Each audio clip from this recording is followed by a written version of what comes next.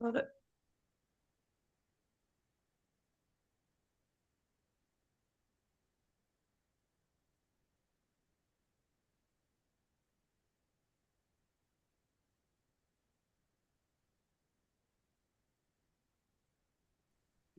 But I'll get them pretty quick. Right. Thank you, everyone, for attending today the Waverley Local Planning Panel meeting of 25 October 2023. On behalf of the panel, we respectfully acknowledge the Indigenous heritage of the Waverley local government area and recognise the ongoing Aboriginal traditional custodianship of the land which forms the area. Today, our panel consists of Stuart McDonald and Elizabeth Kincaid as our experts, Jessie Lockhart-Krause as the community representative, and my name is Jacqueline Townsend, and I'm the chair of the meeting today. We've got 7 items on the agenda.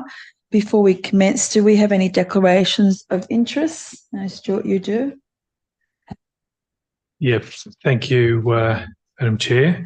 I have declarations of interest in relation to items 4 and 7. In relation to item 4, SJB Architects are involved in that matter, and they're a sister company of the firm for which I work. Although I've had no involvement in that matter, there's a reasonably perceived conflict of interest. So I'll play no part in that matter. And with item 7, which is 154 Brighton Boulevard, my firm, or a member of my firm, has made a submission on behalf of an objector. So that's a clear conflict, and I'll again play no part in that matter. Thank you, Stuart. Elizabeth or Jessie? I have no conflicts. No conflicts. And I have no conflicts either. In accordance with the panel's operations procedures, the panel has inspected each site themselves within the COVID restrictions, either in person or via VSL inspection. We have a number of speakers today, so I am going to ask that we, each speaker, keep to the 3-minute time. Time will be kept today, and a buzzer will go off. So once you hear that buzzer, if you can wrap up. If there are more than one speaker on an item today and the person speaking before you raises the same point that you will, sometimes it's easy just to note that you also support the previous speaker and then head to the additional points you'd like to make. I'd also ask that each speaker today respect each other and not to speak over, and to remain on mute until you're asked to speak. If after you present the speaker, one of the panel members may wish to ask you a question, if that's the case, I ask that you remain silent, listen to the question, and then respond accordingly. Plug mine into. Yours is plugged in. Thank you. Can I just make sure everyone's on mute? If you could just mute yourself. And then at the conclusion of the public meeting, we will consider each of the applications, and the determination decisions will be placed up on council website as soon as possible after today's meeting. So let's head first to the item 1, which is 2 Martins Avenue, Bondi, which is DA 4452022. It's for alterations and additions to residential flat building. And we received a number of submissions in writing on this item, which have been provided to each of the panel members. And we have registered speakers speaking against the recommendation. The first one is Clarissa Peters. Ms. Peters, are you there? I am indeed, yes. Great. Well, when you're ready, you've got 3 minutes. So start whenever. Now. Thank you. Thank you very much. So in alignment with my fellow neighbours and residents of 3 Ocean Street North, where I live on the top floor, there are 5 main impacts that the proposed DA will impact me. So these pertain to the impact on privacy, the access to natural light and sun, impact to visual outlook, impact to property value.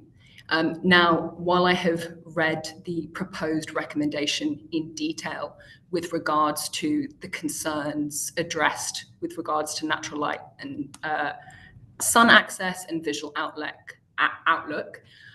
I do not feel it was satisfactorily addressed with regards to concerns for privacy.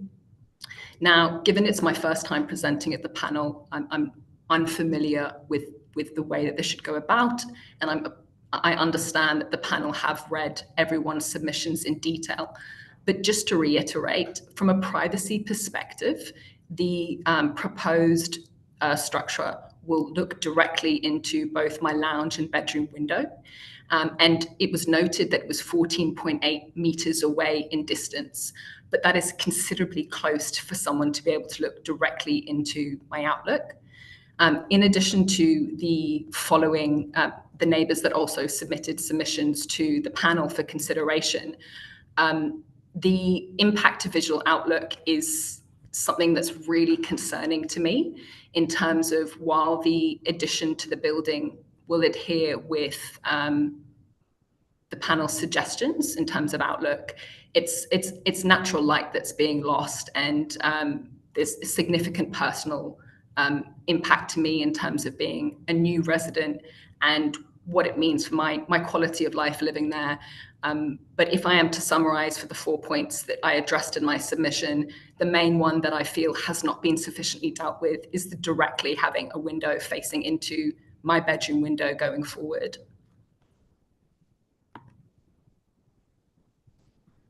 Thank you. That's the end of my... Panel, do we have a question for Clarita on this item? No. All right. So you're from Unit 35, is that correct? That's correct. Unit 35, 3 Ocean. Yeah. Thank you. Thank you.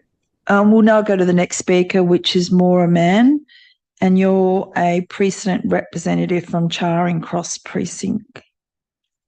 Madam Chair, thank you for inviting me to speak. I am speaking on behalf of Charing Cross Precinct, and my objections and recommendations are primarily in the public interest. And I've got some asks of the committee. 1, off-street parking. This should be reduced to 1 per dwelling.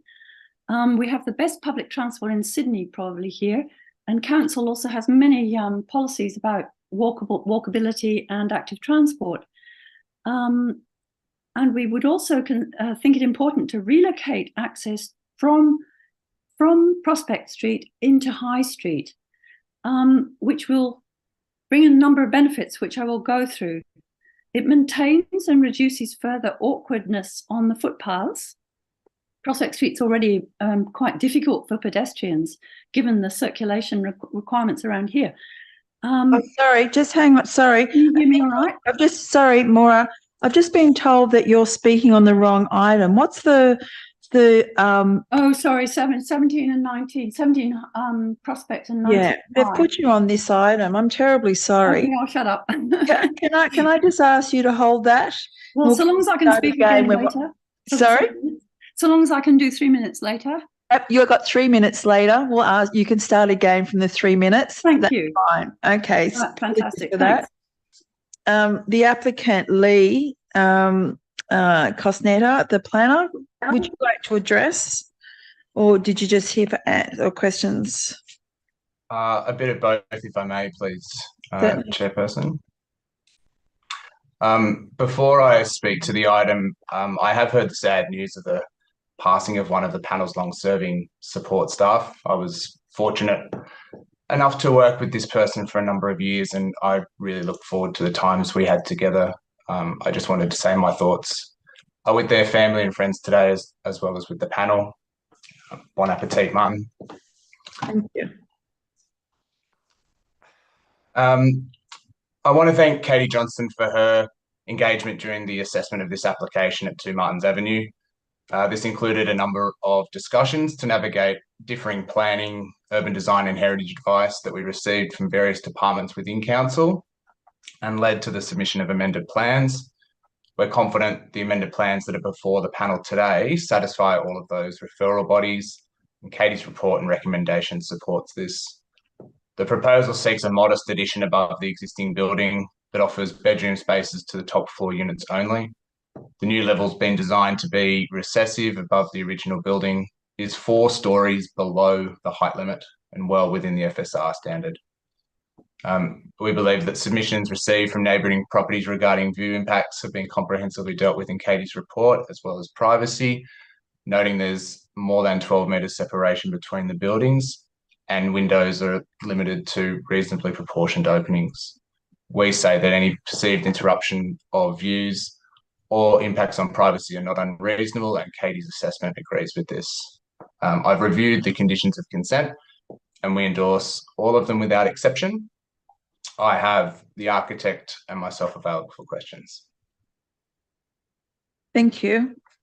Panel, do we have any questions for Lee or Brad, the architect?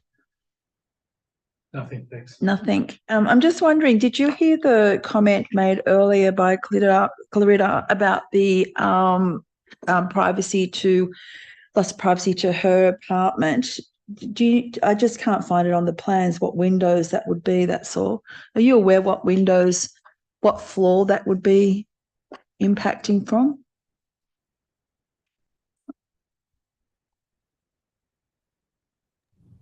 Sorry, Madam Speaker, was that to me or to the planner? Lee, sorry, I'm just wanting to see if he can, because sorry, Clara, what level are you on? I'm on the 4th floor, so I'm the top story. So the window will look directly into my bedroom on the proposed plan. Question: what bedrooms are facing the rear? Madam Chair, just from looking at the drawings, Mm-hmm. the new windows that will face number 3 from the new top floor appear to be the most proximate windows. They're 2 windows to the stairwell, stairwells, and according to the assessment report, they're approximately 14.8 metres separated, and then recessed further within the top floor are 2 bedroom windows and 2 windows to en-suites. And they would appear to be in the order of 17 to 18 metres separated from the balconies of number 3. So I'm not commenting whether that's good, bad or indifferent. Okay. They're just, they appear to be the relevant circumstances and the relationship between the two. So the most proximate windows are actually windows to the circulation, the new circulation space on the top floor. But if Lee or Mr. M would have got a better insight, jump in. The only addition I'd make, Mr. McDonald, is that the windows in that location are, I guess, halfway up the flight of those stairs, so they don't provide direct overlooking even from the stairs.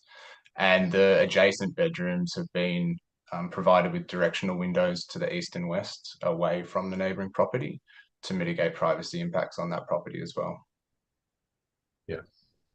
Great. Well, thank you very much for clarifying that. Nothing further, panel? No questions?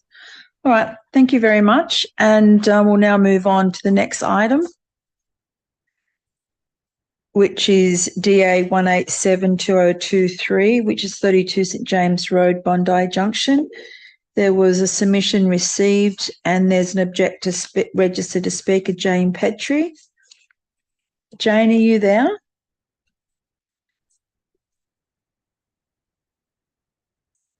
Can't see.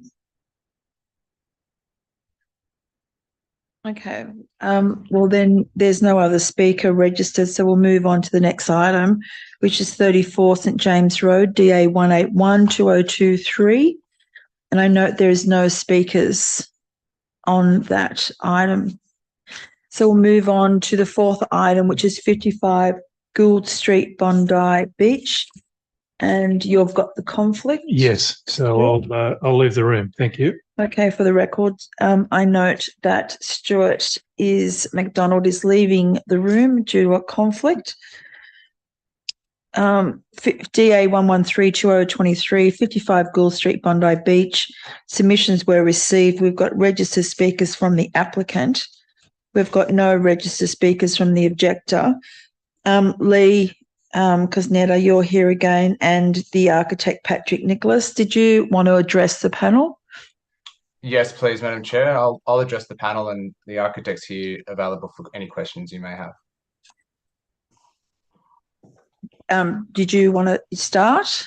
Happy to. Thank you, Madam Chair. On this proposal, I need to thank David Knight for his review of the proposal and his comprehensive assessment report.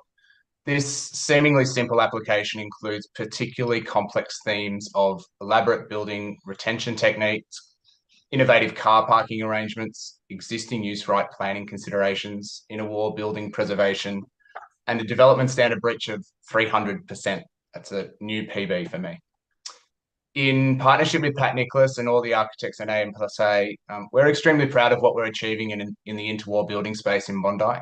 We're both genuinely excited to be part of this project for a great client that wants to retain and contribute to the legacy of older Bondi character buildings. This will become the 6th or 7th building in our partnership to receive a gentle touch, restoration and preservation of character. And the position of this building on a prominent corner, we think, will prove to be pretty special. Our proposal offers improved street appeal and urban design outcomes, increased residential amenity to the retained units, introduces outdoor space opportunity to all units, and conserves the interwar qualities of the existing building. It has the endorsement of Council's Heritage Officer, design team, and Design Excellence Advisory Panel. It's further supported by a Heritage Impact Statement prepared by James Phillips, the author of Council's original interwar flat buildings policy and control. There are no new impacts created on adjoining properties, having carefully considered privacy impacts and modelling the roof features within a solar access preservation of amenity envelope, as required by the controls. David's report endorses the Clause 4.6 variations to the heightened FSR standards, agreeing there are environmental planning grounds to support a 60% and 300% breach in this particular case. The underlying principle supporting these variations is the preservation of the existing building, the preservation of amenity to surrounding buildings and the locality, and that these breaches facilitate a better outcome for and from the development. The application was amended to address concerns raised by the neighbouring property and reduce the overall form of the additions on the roof to the point where they're now not perceptible from the public domain, as requested by David and other sections in council. We're confident the amended plans meet council's expectations for the site, and David's assessment agrees with this. Again, I've reviewed the conditions of consent and we endorse all of them listed without exception, available for any questions you may have. Thank you. Requested by David and other sections in council. Thank you. Amended plans. We just turn, yeah, thank you. Do we have questions? Any questions for Lee? And I note the architect, Patrick Nicholas, is here as well. I don't have any questions. Great. Thank you very much for that outline. Appreciate that. Thank you. Now we'll move on to item number 5. Can we get Stuart back, please?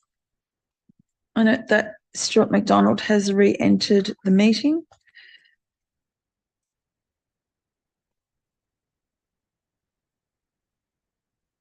Item 5 is DA 1182-023, which is 304 Military Road, Dover Heights. Submissions were received on the item, which we've got. Objectors, we've got 2 speakers or 3 speakers, Bruce and Lara Solomon. Bruce and Lara, are you both here? Yes, we are. Well, we're ready to hear from you when you're ready.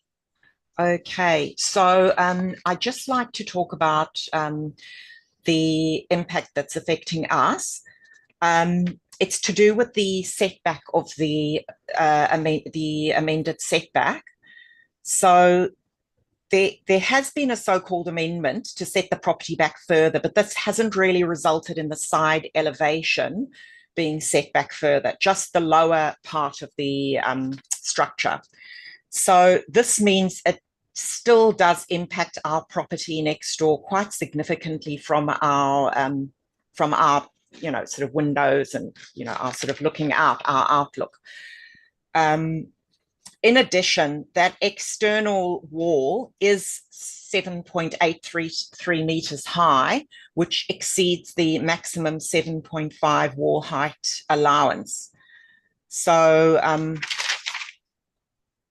and then regarding it being set back sort of at even, further back than our property number 306, our property, yes, it does come forward more, however, at a much lower level. So it's kind of like our sort of, the part where our property is set back sort of more forward than their property is much, much lower, whereas their property is at 7.88 meters right from that, from where it begins. So, our property only kind of gets to that sort of second level, probably almost 2/3 at the point of, sort of where their property is. So, that is our main issue. And then also the other issue that we have is just regarding with their excavation, they're taking out 296.12 square meters, which doesn't comply with control. So we just need to make sure, and it's only set back 0.9 meters from the side boundary. So we need some kind of assurance that any damage that occurs to our property during excavation needs to be fixed, if any damage occurs. So those are our main issues. Thank you. Daniel Vasson is in. Daniel, you there? Daniel, there you are. Yeah, hi, how are you? Sorry. Just before, I apologize, Lara. Yeah. Panel, did we have any questions for Lara? No. Thank you. Daniel, would you like to now address? Yeah, thank you. So I'm raising my concerns with you for the preservation of what makes our neighbourhood truly special, our breathtaking ocean views. The view corridor here at our 4A Alvina Street provides us with direct ocean views passing whales, boats sailing by, including the Sydney to Hobart yacht race, and a source of tranquility, inspiration, and a reminder of the natural beauty that surrounds us here. Our ocean view is a part of our daily lives, from our kitchen to the dining room, lounge, and our main outdoor area. By putting up a brick wall, that will rob us of our pristine view of the ocean. The claims in the development application and the council's assessment trivialises the highly valued corridor of ocean view from our living area and justifies it by stating that we will receive more views from the horizon over the top of the new house if we stand up and we're tall enough. The planning controls in place and the Land and Environment Court planning principles regarding view loss are written to protect residents like us in this exact circumstance. Yet the council has seemingly justified that it's okay, especially considering that the development exceeds the FSR development standard. The requirement or condition to reduce the non-compliant wall height at the front of the building will make an insignificant difference, if any difference, to our specific situation, and the inconsistency of the application of the planning controls is actually mind-boggling and further confuses residents as to the merit and validity of the planning process. I understand there's a need for the new housing. However, I firmly believe that progress should not come at the cost of other residents, where the new houses will have uninterrupted ocean views, and I am severely compromised. The simple way to strike a balance between growth and preservation, between meeting the needs of the present and safeguarding the existing residents, is to maintain the view corridor. The minor setback will have little effect on the usable area of the new development, where the floor area can easily be transferred elsewhere on the building. Our concerns also relate to the direct sight lines into our living area from the rear large bedroom windows and balconies. There are specific controls relating to window and balcony sizes and privacy impacts, yet these all seem acceptable in this instance. We ask that the balconies be deleted and the windows amended to be smaller highlight style windows or include screening. This request does not come at any big compromise to the developer and will provide us and our neighbours with more privacy. Considering the significant issues raised, we request very simple solutions. The first floor southern side setback be increased to align with the existing side setback to maintain the existing view corridor and view sharing from the living area of 4A Alvina Street, my place, and delete the first floor rear balconies and rear sliding doors and replace with smaller highlight windows or smaller windows with screening across the rear. Thank you. Thank you, Daniel. Panel questions for Daniel? No, thanks. No. Thank you. And we've got Lee Kuzneta here again and the architect. Lee, did you want to present? Yes, please, Madam Chair. I've prepared some notes, and also I'd like to take the opportunity to respond to some of those comments as well, please. Thank you. Appreciate that. I get to thank Katie Johnston again for her engagement during this application. The proposal was amended in response to initial feedback and a request for amendments in May this year, reducing the height and floor space of the development, increasing privacy measures, reducing excavation, and adjusting the front and side setbacks of the building. The amended proposal provides for a dual occupancy that sits well within the building envelope controls, being below the height standard, lower than the existing building on the site, compliant with all setback, site coverage, landscaping, and deep soil planting controls. Notwithstanding this, the building produces a variation to the FSR of 14%, which has rightly elevated the assessment of view impacts from neighbouring properties. A comprehensive view impact assessment was undertaken by Urbane Design Group.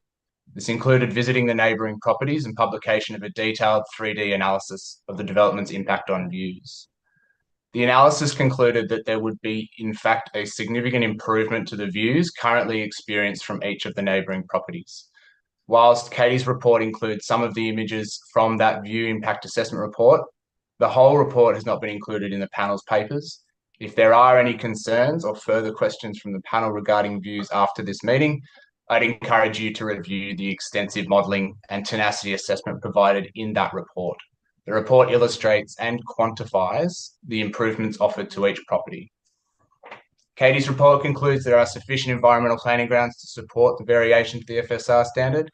The development has a bulk and scale consistent with the desired future character of the area and sits lower than the neighbouring properties on both sides.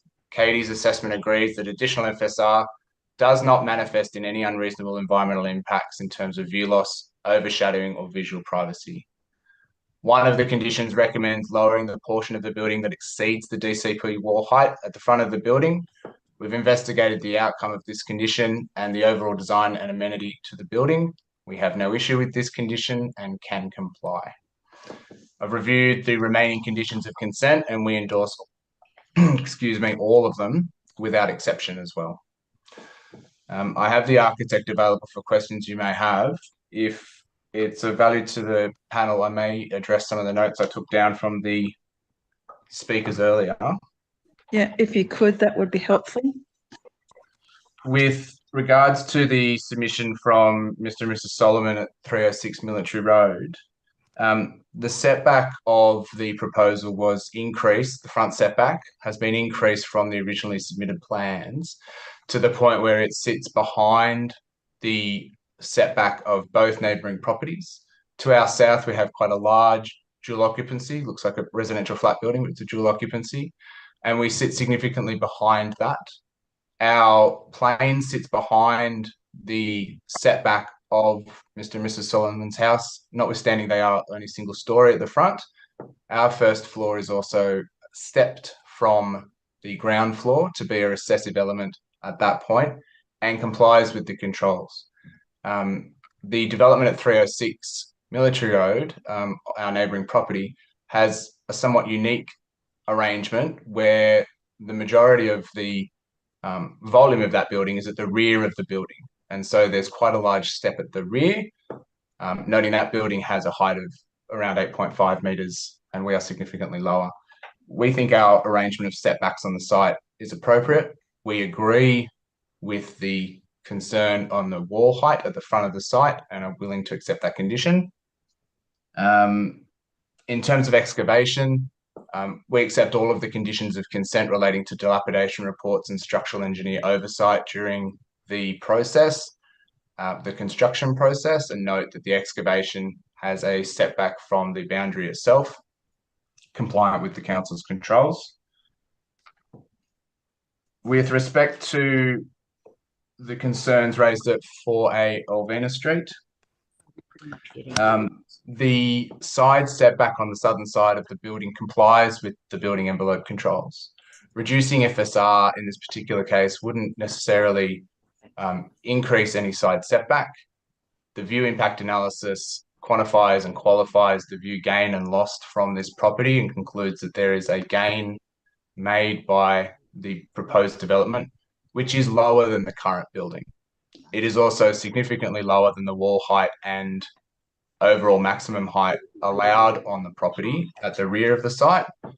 Effectively, there could be 3 stories at the rear of this site, and we are proposing 2 within a compliant form. The setback of the bedrooms from the rear boundary is significant. The balconies leading off those bedrooms are small, compliant with the size and depth controls in the council's DCP, and are extensions of low-use, low-intensity rooms being bedrooms. Across the subject site's backyard and the neighbouring backyard to 4A Elvina is a significant distance to balconies from Elvina Street that extend off living areas overlooking the subject site. If there was an active recreation space or an active space overlooking one another, the impact would be, I say, upon us, not from us, with the interaction between Elvina Street and Military Road. I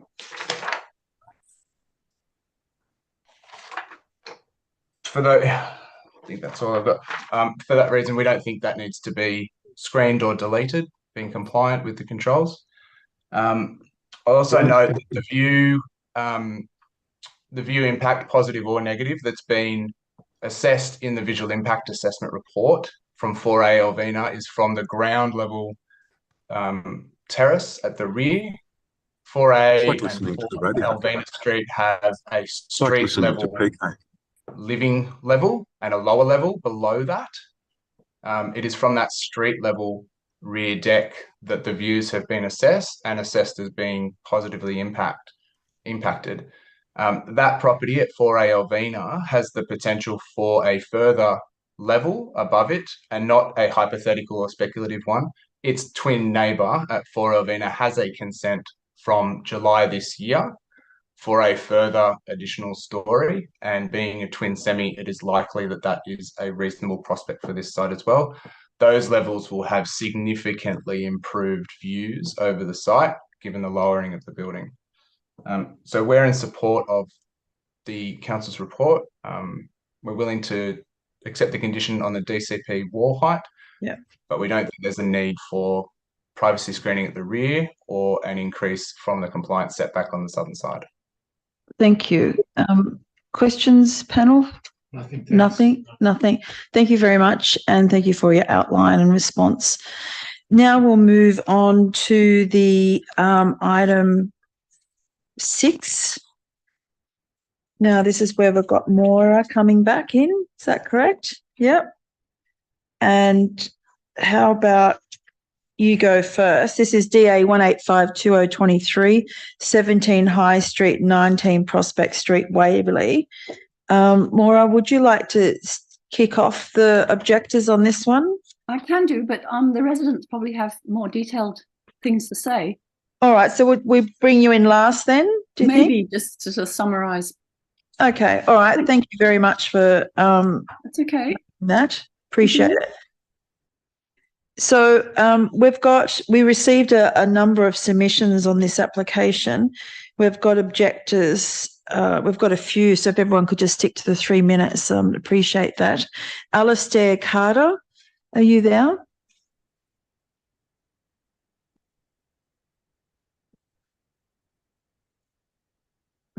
I don't seem to have anyone there except for Maura.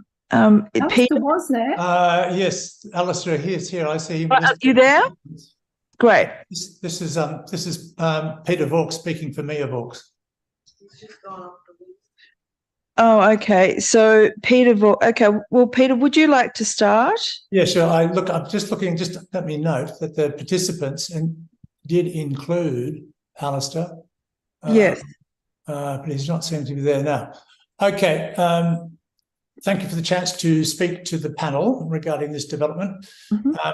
We speak to the proposed 4.6 variation of the DA of that development, the loss of solar access and the inconsiderate privacy and light pollution problems with 21 Prospect Street, Waverley, the house next door to the proposed development. As this is a completely new build, there is an opportunity to abide by standards and use the whole site as it used to be used historically and in the original form close to that of other significant houses in the street. The use of the 4.6 to deteriorate the scepter standard really isn't justified. The buildings either side of the proposed development on Prospect Street are 150 years old on the sandstone, and the proposed excavation is likely to put our buildings at risk, as is noted in the cautious language of the geotech report. The purpose of the 4.6 is to allow flexibility in the application of development standard where it can be demonstrated there is an environmental benefit. The standard that's sought to be varied is the minimum subdivided lot size. And while the application currently is reshaping some existing undersized lots, the way it is proposed as long and thin lots means that there is a greater impact with the lack of good setbacks at either end of the buildings. There doesn't appear to be any environmental planning benefit. The combined suite of other non-compliances result in a high proportion of doors and windows overlooking the private living spaces and bedrooms of our house. The overshadowing is unacceptable and wouldn't be as bad if the minimum lot size was maintained. The justification of the developer for the environmental planning benefits of the 4.6 non-compliance does not appear to meet the test. Beyond the issues already raised, the unacceptable bulk impacts on the neighbourhood properties as it does not and doesn't provide any increased residential benefits, environmental benefits, or maintain or increase landscaping or biodiversity on the site. The 4.6 test has not been met, so no justification to allow these variations to the development standard in this case. And if I can continue, the solar access, the result of the reconfiguration of the buildings means that our solar access is gravely deteriorated, as noted in the developer's planner's report, which they argue is due to the orientation on the site. We would say the orientation on the site is the problem and is an inherent flaw in the poor design of the building. This overshadowing is not acceptable and would not be there if a minimum lot size was maintained. And because of this new configuration and the variations of the proposed development, there are excessive windows facing onto our properties. We would say remove and dramatically reduce the size of the windows under the Telestry roof, which provide for light pollution. Change the second floor windows to have a minimum sill height of 1.5 metres and be provided with privacy screening or opaque glass. Ensure the bathroom windows are opaque. Remove the southern living room door, replace it with an opening which is minimised in size and appropriately screened. The laneway development... That's your time. Peter, sorry to cut across you. That's your time. Okay. Thank you for your taking consideration. Thank you very much. Panel, do we have any questions for Peter in relation to anything he's raised? Stuart? Yes, I do. Thank you. Mr. Bowe, you mentioned making changes to the ground level windows. Yeah. Are those ground level windows along the southern facade of what is proposed? Yes. Are they going to be looking into a boundary fence or looking into your property? At the level, I mean. Both. So what are they going to be looking into, if you could just describe it? They would be looking into the living space areas of the house and also possibly by looking upwards, look into our bedrooms in the rear of the house. All right. So your living area on the north side of your house. Yeah. And also bedrooms on the upper part of the house, which is on the southern aspect of the build, the upstairs part of the build. Right. So you look from your living room, you look north. Yes. Directly into your neighbour's site, do you? We do. Yeah. There is a boundary fence between. So you look into the fence. Somewhat, yes. And that any increase in the building in the windows may interfere with that. The building is higher than ground level. And the building has been elevated because of the excavation for the car spaces, means that the building height is pushed up, unfortunately. It's raised. Yes, okay. Thank you. And then at first floor level, your concerns are with the glazing to the void, as I understand it. Yeah, that there would be light impacts from that. Right, light. Through to our bedrooms, which we already experienced somewhat from the house next door, they would be increased. Right, and that's into what space in your house? What space? The bedroom space is upstairs in the elevated part of the property, in the first level part of our property. Right. And there's a bathroom window and a bedroom. Yes. And their concerns. Their concerns. So the sill height of the bedroom window in the upstairs room at the rear of the proposed development, raising that would reduce that overlook. Yes, I see. All right. Thanks for clarifying all of that. Okay. Any other questions, panel? No. Thank you. I just saw Alistair Carter pop up on the screen. Are you here, Alistair? Can you hear me? Yes, can. Thank you. Yeah, excellent. Thanks very much.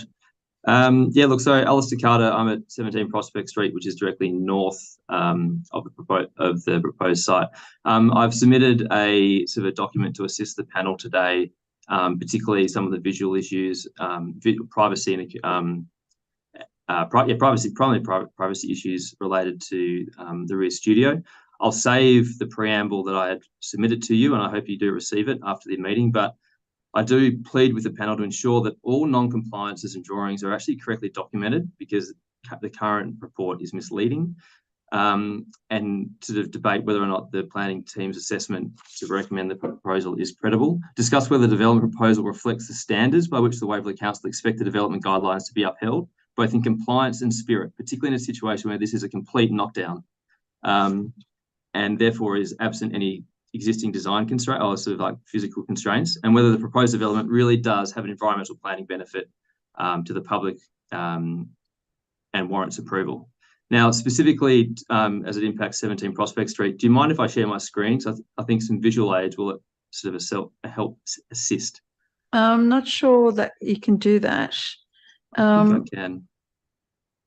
Are they documents we've seen? I submitted them to Rosalind. The best thing to do would be, we've been sent them via email. Okay. So if you could just stop screen sharing, and we can take a look at them through the email system that we've got. So what drawings in particular? Yeah, so the first one regarding the rear lane development. So the rear lane, regarding the studio laneway development, I would request that the external non-compliant stairs to the second story studios at both 19A and B Prospect Street be enclosed.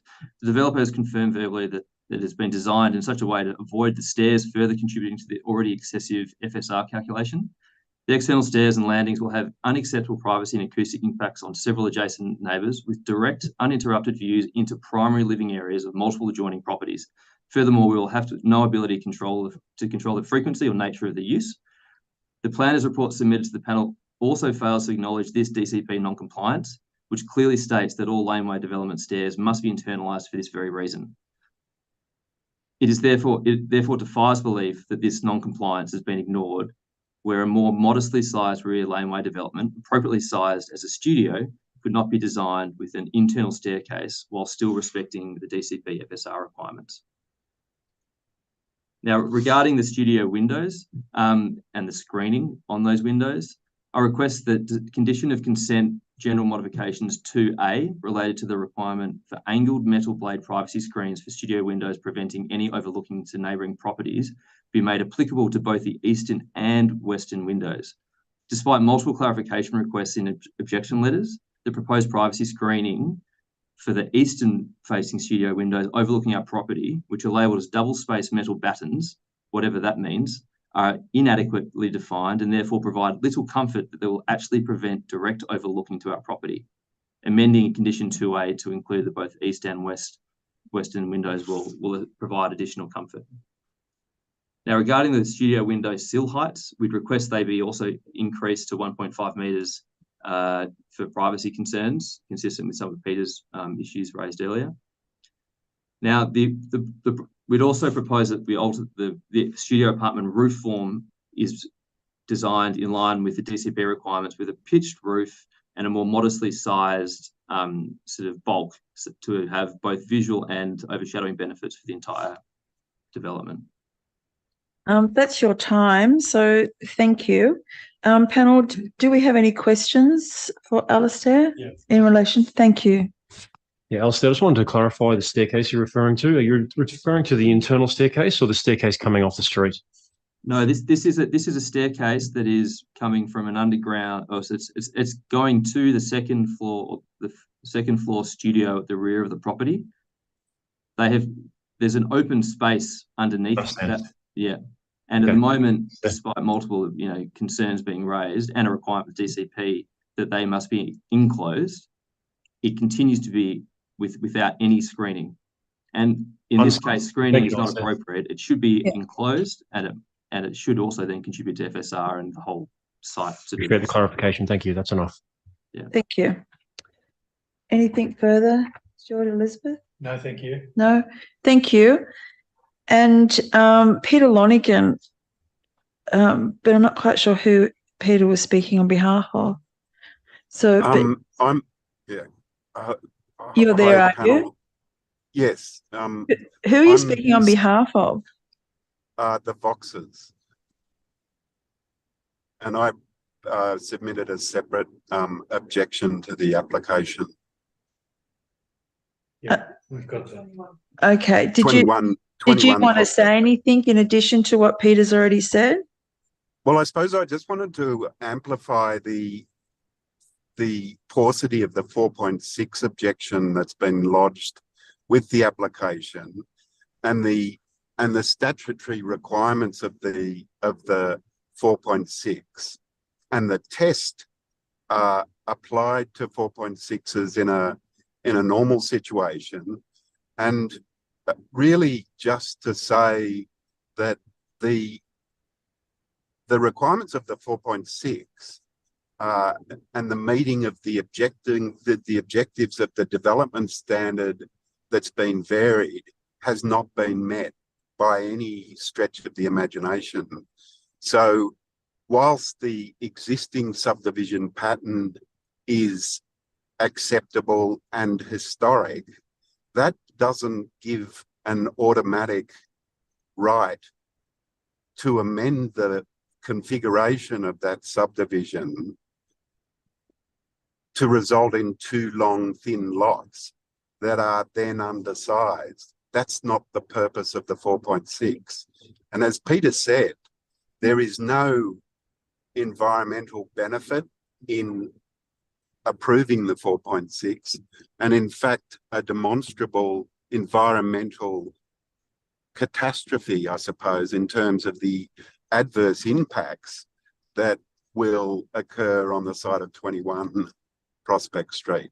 So really, I just want to amplify what Peter said in his submission. Thank you. Thank you for doing that. Panel, did we have any questions, clarifications? No, thank you. Maura, looks like you're ready. You're ready to go. Thank you, Madam Chair. I won't go into any detail. I will just speak primarily on the public interest as a precinct member. I think a lot of the problems that the residents have raised would be resolved if the off-street parking was resolved properly. It should be reduced to 1 per dwelling. It should, because we live in one of the best public transport localities in Sydney, and council, has all these walkable and sustainable transport objectives. And it should be relocated to High Street, to access from High Street, not Prospect Street. This would repeat the pattern of Front Street and Back Lane development. There's quoted that recent driveways come off Prospect Street, but that's only because those houses don't have back lanes. This house is perfectly well set up to have a back lane vehicle access. Excavation, this would resolve the excavation problem, which is really quite dangerous for neighbouring properties. And as you probably know, in Waverley, we have pretty unstable soils on top of sandstone rock.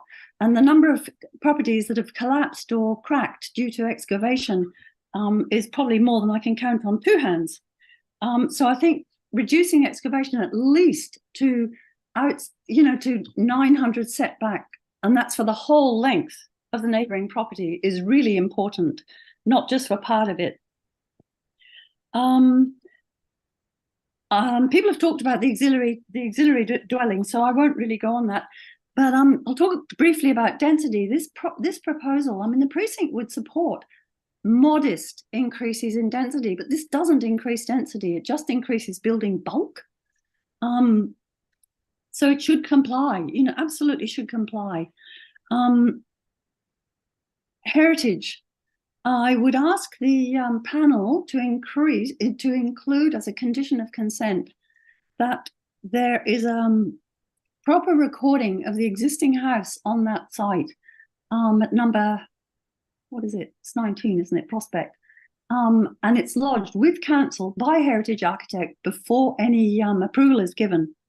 I'd also like to ask the panel to ascertain with drainage. I know the engineers have done quite a lot of calculating and worked out what the on-site detention should be, but there is an easement which could have amplification of the pipes to solve the drainage problem in High Street, which is very well known, and council's engineers know all about that. So I think that's another condition that could be increased, because could be placed on the on any approval should it be given. But I think in conclusion, it really is an overdevelopment of the site, which the precinct really does not like to see. Thank you. Thanks, Maura. Questions for Maura? No, thanks. No. Thank you very much for coming, and thank you for waiting, and sorry, apologies for the mix-up earlier, Maura.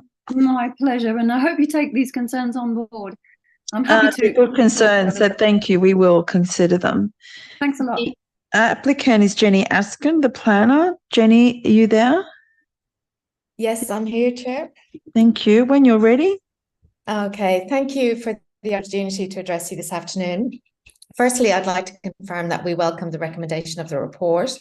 The application before you today has come about with much consultation with council, and we thank staff for the work that's been involved.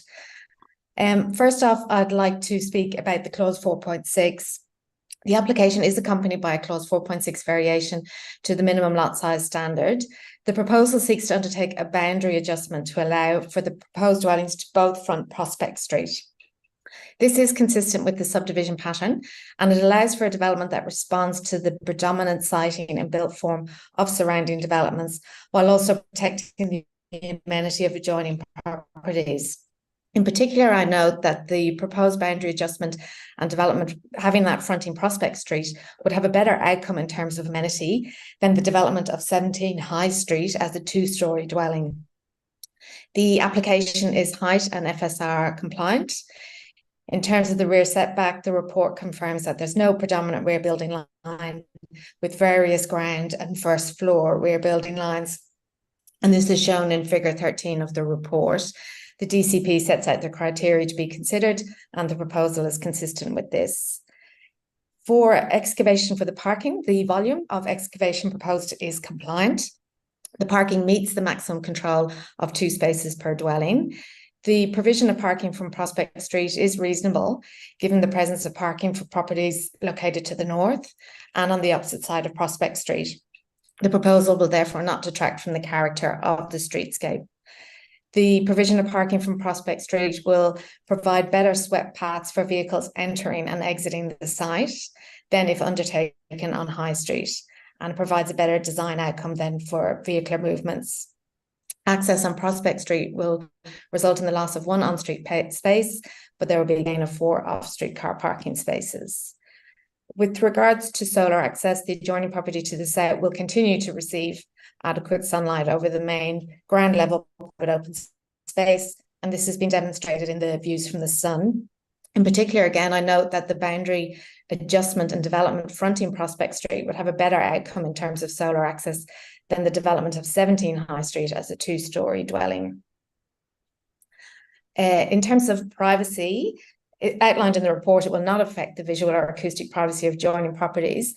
I note the condition referred to the west-facing windows of the studio, and we agree with the neighbour. This should also include the east-facing windows of the studio. I'm not sure if this was a typo that occurred in the condition, but we're happy for both those elevations to be included. In terms of the windows, the south-facing windows to number 21, the fence height is shown on the southern elevation, and where necessary, I think there may be potential sightlines above that fence line for those rear south-facing doors, and then we could look at an opportunity of maybe doing some obscure glazing up to a height of 1.6. Thank you. Panel, do we have any? Your time just froze then. Yeah, I'm just looking to see. I think that covered everything that was great. Yeah. Thank you. Yes. That's your time. I'm happy to answer any of the questions, particularly in relation to the objections. Yeah. The questions? No, thanks. No questions. No, I'm fine as well. 6. All right. Well, thank you very much. And thank you for all the speakers for coming along on that item today. Appreciate your assistance. We'll now move on to our final item, and Stuart, you're going to be leaving. So note for the record that Stuart McDonald has a conflict and has left the meeting. I'll just wait for Stuart to exit.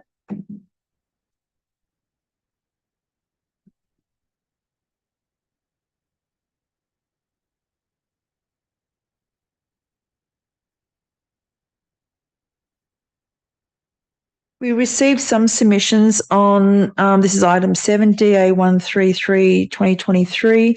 It's 154 Brighton Boulevard, North Bondi, demolition and construction of a new 4-storey residential flat building with 2 levels of basement parking and associated landscaping works.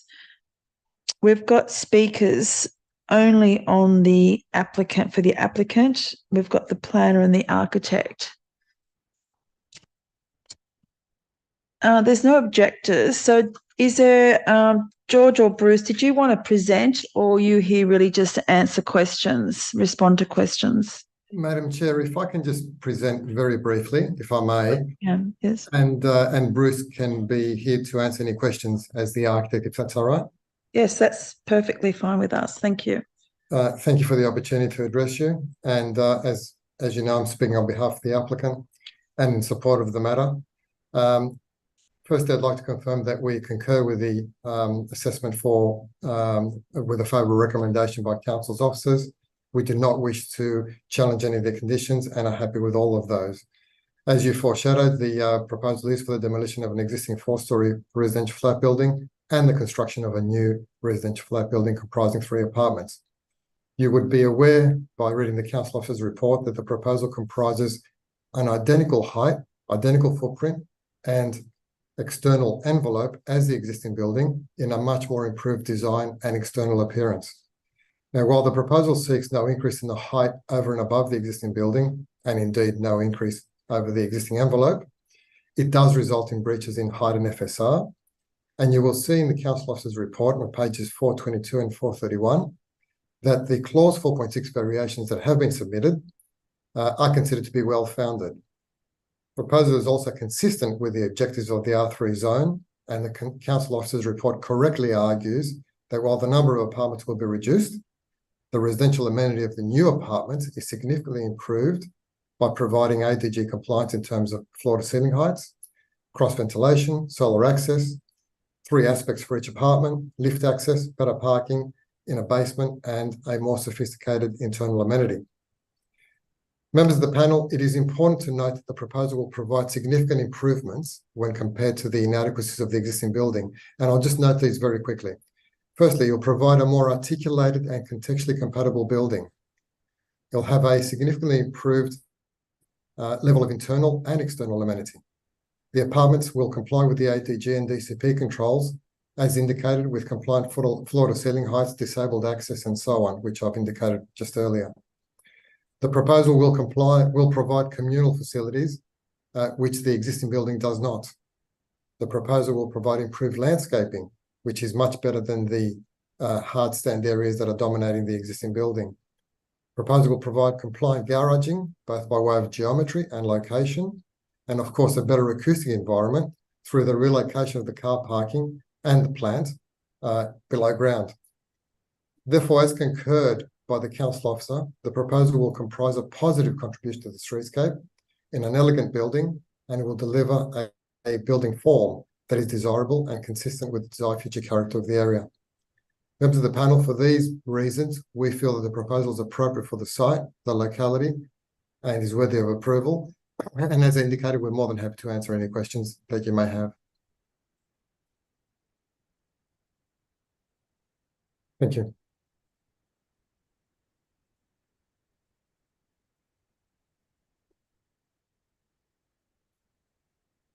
I think you're on mute. We can't hear you. Oh, I am on mute. Sorry. Yes.